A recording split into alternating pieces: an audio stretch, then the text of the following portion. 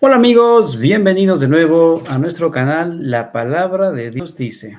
Después de bastante tiempo volvemos a hacer directos. Lo estábamos haciendo por Facebook, pero ahora hemos vuelto de nuevo a la plataforma de YouTube. Y bueno, le hemos dejado un poco aparcado porque a veces crear contenido en directo a veces suele ser un poco complicado.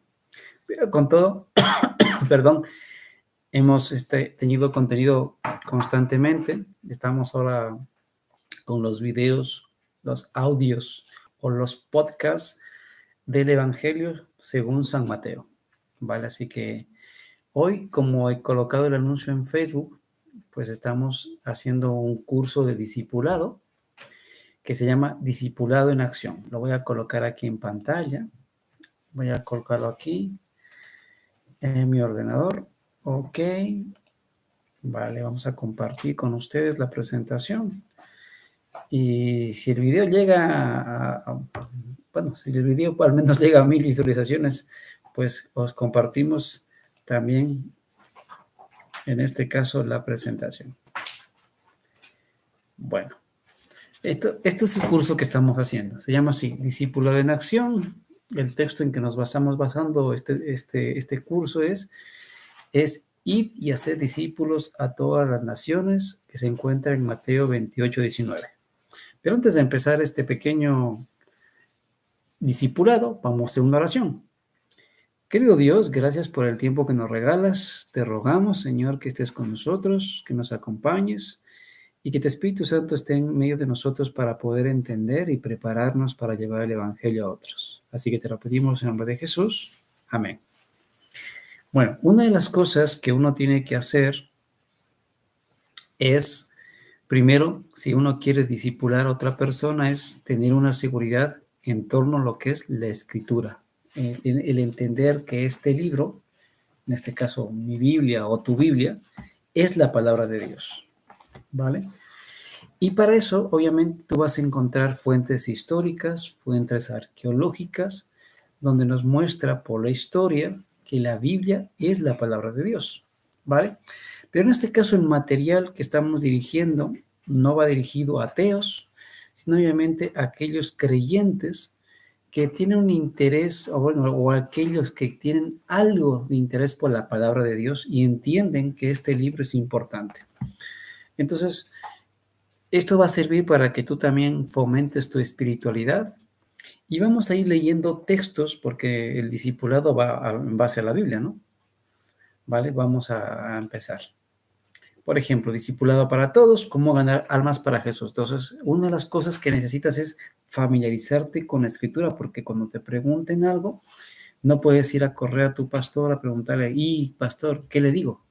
No, sino que tú tienes que tener una respuesta para las cosas que te están preguntando. De hecho, Jesús nos invita, por eso es ir y hacer discípulos a las naciones. Y añade un detalle que es muy importante, que te lo quiero leer en el libro de Mateo 28, que dice así, que dice la última parte, el 20, dice así, enseñándoles que guarden todas las cosas, es decir, hay que enseñarles. Y eso es, le enseño lo que yo aprendí. Entonces, para que tú le enseñes a otro, hay que aprender primero. Entonces, el primer tema son las Sagradas Escrituras. Vamos a ver qué nos dice la Biblia sobre esto. Primero, si nos preguntan, ¿quién reveló la Biblia? ¿Vale? Entonces, tenemos una respuesta. Entonces, los textos van a quedar aquí. En 2 de Timoteo 3:16, que dice lo siguiente. Vamos a ver la respuesta que nos da la Escritura. Dice así, en Timoteo 3:16, 17, dice, toda la Escritura es inspirada por Dios. Sí, es inspirada por Dios y útil para enseñar, para redarguir, para corregir, para instruir en justicia, a fin de que el hombre de Dios sea perfecto, enteramente preparado para toda buena obra. Entonces, si nos preguntan esto, ¿quién reveló la Santa Biblia? Pues nos damos cuenta que la Biblia fue inspirada por Dios. ¿Vale? Es decir, la inspiración no es igual que la posesión. La posesión, en este caso, cuando hablamos de posesión, hablamos en este caso en este caso de Satanás y sus ángeles, cuando posesiona a una persona, le quita su individualidad y hace con él lo que le da la gana. Aquí no, la inspiración es que Dios impulsa, mueve a las personas a que cuenten o que hagan cosas referentes a él. Por eso dice que toda la palabra es inspirada, ¿sí? Y que utiliza un vocablo que tiene que ver con la respiración. Es decir, que Dios nos coloca ese deseo de escribir en nuestras palabras, es lo que hizo, por ejemplo, Mateo, de lo que él vio, Dios lo inspiró, puso el deseo en su corazón y escribió el Evangelio según San Mateo. En el caso de Lucas, Dios inspiró a Lucas a investigar, porque Lucas no es un discípulo, es un médico que investigó. ¿Y cómo te das cuenta de eso? Si lees el primer capítulo de Mateo, que él mismo dice lo que él ha investigado, ¿vale? Mire, yo quiero que abras conmigo un detalle que se encuentra aquí, en el libro de Lucas. Vamos a buscar el libro de Lucas. El mismo Lucas lo explica de esta forma. Yo te invito a que busques conmigo.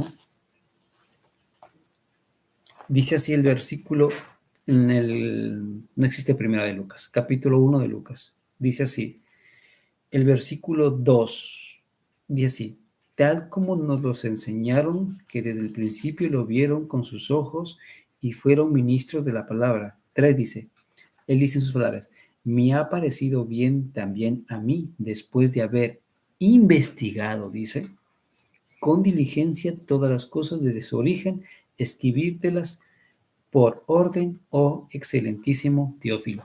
Entonces, lo que tenemos en el caso de Lucas es una investigación. Vale, entonces, pues, inspirar es eso, es que Dios coloca el deseo a través de sueños, a través de la obra del Espíritu Santo, utilizando ángeles, ¿para qué? Para que plasmen esto, y así fue como fue inspirada la palabra de Dios. ¿Quién reveló? Pues Dios la inspiró. Vale. ¿Quiénes recibieron esa revelación? Si nos preguntan eso, el libro de Hebreos 1.1 nos da la respuesta. Vale, lo que pasa es que aquí voy a tener que mover la presentación. Bueno, no importa. Dice Hebreos 1.1. Voy a ver si la voy a hacer de otra forma para moverla un poquito y que tú puedas leer el texto. Vamos a dejar de compartir. Vamos a escapar aquí de esta historia. Aquí vamos a escapar. Ay, porque ahí yo sí lo puedo mover. Ok, mejor. Volvemos de nuevo. Vamos a dejar así. Ok, va a quedar así mejor. Porque así lo puedo mover. Vale, la pregunta era, ¿quiénes recibieron ¿quiénes recibieron la revelación? Respuesta de la Biblia. Dice, Hebreos 1.1, Dios habiendo hablado, así que ¿quién reveló? Dios. ¿De qué forma? Habiendo hablado muchas veces y de muchas maneras, ¿a través de quién? A través de los padres por los profetas. Es decir, que a través de los profetas fueron los que recibieron esa información y la plasmaron aquí, con lo cuales se han unido 60 y tantos libros, los cuales hacen el conjunto de la Biblia. Hombres de distinta clase social, de distinta índole, incluye mujeres, hombres, ancianos, de toda clase. Es decir, hay personas de todo tipo, cultura y distintas épocas. Y cuando lo junta, vemos un mensaje que va en armonía, lo uno con lo otro. Vale. Otro detalle que es importante saber con referente a las Biblias, que tenemos las Biblias, por ejemplo, las que tienen los derechos de autor. Si tú abres tu Biblia, la Reina Valera, que no es, por ejemplo, dicen que es una Biblia femenina, porque pone ahí Reina Valera. A ver, no se refiere a eso. Si tú investigas, los autores, esta Biblia se escribió en el tiempo de la Reforma y lo hicieron dos personas, dos reformadores, que es Reina, que es el primer apellido de la persona, y otro que se llamaba Valera. Pues se llama la Reina Valera. Pero son dos personas, no es que no se refiere a una reina, sino dos personas, un hombre que se llamaba de apellido Reina y otro que tenía de apellido Valera. Se llama la Biblia Reina Valera. Segundo detalle, esto como tiene derechos de autor, porque en este caso ha habido lo que se llaman las sociedades bíblicas, ellas son los que tienen los derechos de este libro, en este caso. Vamos a decirlo así. Vale, entonces tenemos las Biblias que son de carácter protestante, las sociedades bíblicas. Luego tenemos la Iglesia Católica, luego tenemos a los Testigos de Jehová. Y en esas tres podemos encontrar, por ejemplo, en la Iglesia Católica tenemos los libros apócrifos. Y son apócrifos, en ese caso no se los considera inspirados, porque tienen cosas que cuando tú las lees desarmonizan la estructura de la Biblia. Y en el caso de los Testigos de Jehová, pues tienen muchos versículos cambiados por el tema de que consideran que Jesús no es Dios. Y claro, cuando tú comparas los versículos, en algunos lugares están cambiados para acomodar de acuerdo a su pensamiento doctrinal. Y eso no es una especulación mía. Si tú buscas información, vas a ver que eso es así. Y si te compras una Biblia y coges y empiezas a comparar, vas a darte cuenta de que hay textos que están cambiados. ¿Vale? Eso, o sea, no es un ataque deliberado, sino que es un dato objetivo. ¿Ok? Eso por un lado. Vamos a la siguiente pregunta, que sería aquí. Vamos a bajarle esto un poquito. Ahí. La pregunta es, ¿cómo nos llegó la palabra de Dios? Vamos a volver un poquito para atrás. ¿Quién reveló la Biblia? Pues fue inspirada por Dios. O sea, ¿quién inspiró? Dios. ¿Quién la reveló? Dios. ¿Con quién la reveló? ¿A través de quién? Lo hizo de muchas maneras. ¿A través de quién? De los profetas. Ellos fueron los que recibieron la información. Claro, y aquí también encontramos los discípulos, pero todo este caso son los que entrarían dentro del paquete de los profetas. Vale, siguiente pregunta. ¿Cómo nos llegó la palabra de Dios? Pues vamos a ver lo que nos dice el apóstol Pedro. Dice así, 2 de Pedro 1:21.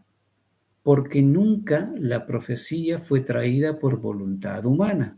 O sea, no fue cosa de hombres, sino que los santos hombres de Dios hablaron siendo inspirados por el Espíritu Santo. Se fue el Espíritu Santo quien volvemos a lo mismo, inspiró en ellos eso, o les dio sueños, o como en el caso de Daniel, le dio visiones, o en el caso también de Juan, les dio visiones, por eso escribieron el libro de Daniel y el libro de Apocalipsis.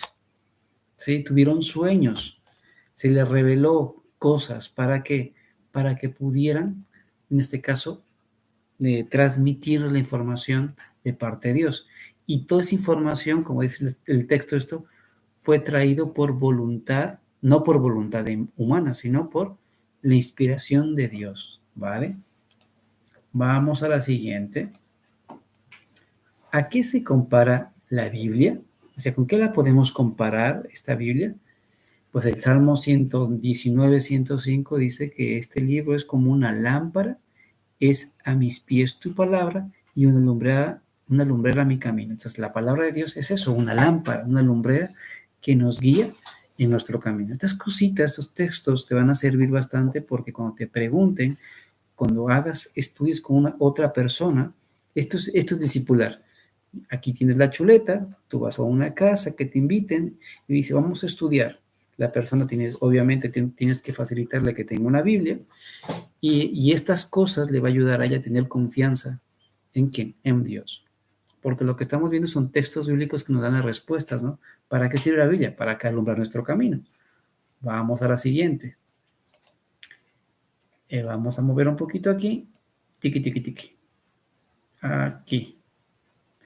¿Qué beneficios nos proporciona el estudiar la Santa Biblia?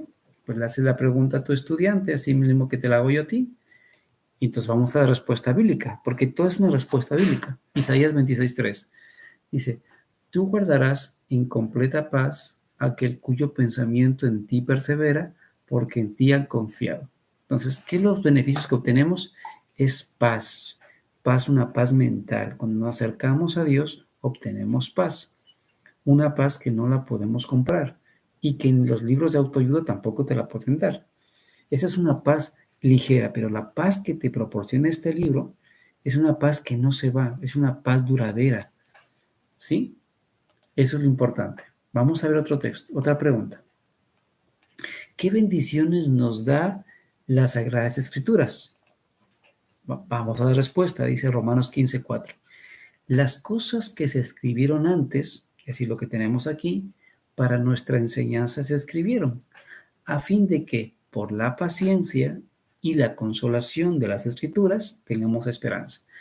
Entonces, la bendición que tenemos, ¿cuál es? Que vamos a obtener paciencia y consolación y hay asimismo esperanza. Cuando leemos este libro, obtenemos eso. Desarrollamos la paciencia, nos consolamos porque sabemos que Dios está con nosotros y desarrolla en nosotros la esperanza porque hay una promesa, ¿no? Jesús volverá por segunda vez. Entonces, esa es la bendición. Vale, ¿y por qué es importante eso? Porque vivimos en un mundo que no sabe lo que va a suceder, ¿vale? No sabe cómo consolarse y no sabe si hay esperanza. El 2025 aguarda al mundo una crisis brutal y claro, las personas sin Dios, eso es un choque para sus vidas porque ¿y qué va a pasar?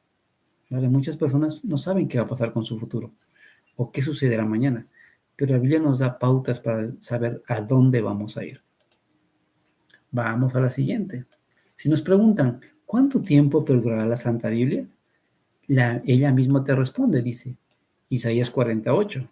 La hierba se seca y se marchita la flor, más la palabra del Dios nuestro permanece para siempre. Es decir, si tú vas a la historia, pues este es unos libros que ha sido obviamente más atacado en el tiempo de la supremacía papal se perseguía al que tuviera la Biblia. Antes era de difícil acceso. Sí, pero a pesar de las persecuciones y dificultades, hoy mismo, digamos que tenemos acceso a la escritura. Y esta escritura no se va a acabar, como dicen muchos, ¿no? Que esto es un libro que ya caducó. No, los únicos que van a caducar son ellos porque ellos tienen un tiempo finito, pero este libro lleva años, lleva siglos.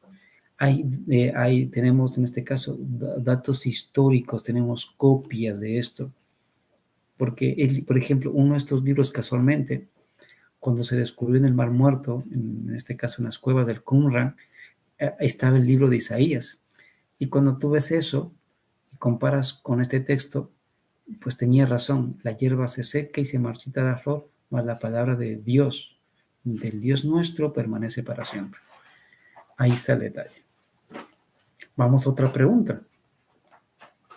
¿Qué consejos nos da Jesús con respecto a este libro? Sí, en Juan 5:39 nos dice Jesús, escudriñad las escrituras porque a vosotros os parece que en ellas tenéis la vida eterna. Y añade, y ellas son las que dan testimonio de mí. Entonces, ¿qué es la invitación de Jesús? Oye, cómprate el libro y escudriñalo, léelo, investiga, porque cuando lees eso, te empapas. Y tú, si quieres ser un discípulo, tienes que empaparte de este libro. ¿Vale? ¿Por qué? Porque para que tú ayudes a otra persona que tiene interés por la palabra, el primero que tiene que enterarse eres tú. Vale, entonces yo te invito, busca leer más, busca orar más. Tenemos un apartado en nuestro canal que se llama así, estudia la Biblia tú mismo, y ahí te damos claves, tips con referente a este tema. Así que yo te invito, vete a la lista de reproducción y vas a encontrar un apartado que pone eso. ¿Para qué? Para que te sigas capacitando. Vale. Vamos a ver, espero que vamos aquí. Vamos a ver, señorita mía. Ok. Lo que pasa es que acá no sale. Se quedó ahí. La bonita se quedó quietita. Bueno, es que tengo que volver a compartir. Bueno, vamos a terminar. Vamos a colocar a cada uno y vamos a mirar lo primero. ¿Qué debo hacer? Sería la pregunta que tú puedes formular al estudiante con el que tú estudiaste. Primero, ¿qué debo hacer? ¿Qué debo hacer? Pues hay que invitarle a hacer esto. Tener una Biblia y leerla todos los días. ¿Por qué? Porque en el libro de Deuteronomio nos dice así, Deuteronomio 6, 7, 8. Se la repetirás a tus hijos y les hablarás de ellas cuando estés en tu casa y andando por el camino. Al acostarte y cuando te levantes, las atarás como una señal en tu mano y estarán como frontales en tus ojos. Entonces, ¿qué tenemos aquí? Nos invita a que esta Biblia la leamos todos los días, la repitamos a nuestros hijos, la tengamos al levantarnos, al acostarnos, que sea parte de nuestra vida. Otra, nos invita a que lo aceptemos la Biblia con gozo y alegría. Jeremías 15:16. Fueron halladas tus palabras, las de este libro, y yo las comí, es decir, yo las leí, las devoré. Y tu palabra me fue por gozo y por alegría de mi corazón, porque, porque tu nombre. ¿Vale? Bueno, ahí el texto se me fue un poco extraño. ¿Vale? Entonces, esta Biblia, ¿qué hace con nosotros? Nos da gozo y alegría en el corazón. Ok, creo que ahí se me ha recortado un poco el texto. Sí, pero en este caso, a la parte concreta. Lo que nos muestra la escritura es que nos va a dar gozo y alegría. ¿Vale? Eso es lo que hace, es el beneficio que nos aporta. Y la otra, practicar sus enseñanzas. Es otra cosa que tengo que hacer. Entonces, ¿qué tengo que hacer yo? Leerla todos los días. ¿Qué tengo que hacer? Aceptarla con gozo y alegría. ¿Y qué tengo que hacer? La siguiente es practicar sus enseñanzas. Apocalipsis 1:3. Mira, voy a subírtelo para acá arriba para que tú lo puedas ver. Ahí. Bienaventurado dice el que lee y el que lee y los que oyen las palabras de esta profecía y guardan las cosas en ellas escritas porque el tiempo está cerca. Pues esa es la invitación que nos hace la escritura con referente a la palabra de Dios. ¿Vale? Entonces, mira, este estudio corto, hemos sacado versículos a base de preguntas y hemos estudiado lo importante que es el estudio de la Biblia. Este es el primer estudio que tú tienes que compartir con aquella persona que tú le vas a compartir la palabra o quieres que se disipule. ¿Vale? Entonces, eso mismo le va a servir a ella para que pues para que se capacite y pueda preparar a otro, porque la instrucción que tenemos de parte de Jesús es id y haced. Vale, entonces ahora yo he preparado esto para aquel que desee, que lo vea por internet, pues se prepare y comparta con otro. ¿Vale? Lo hago de forma gratuita, con el objetivo de que pues podáis recibir el beneficio en este caso de la palabra de Dios. Pues nada, mis amigos, vamos a dejar de compartir. Vale, aquí está la presentación. Y bueno, pues ya nos dejas tus comentarios, tus preguntas. Te agradezco por haber tenido la paciencia de estar aquí con nosotros en este video en directo.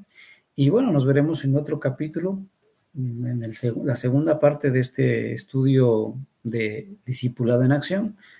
Y nos veremos un próximo viernes. Os mando un fuerte abrazo. Bendiciones. Hasta pronto.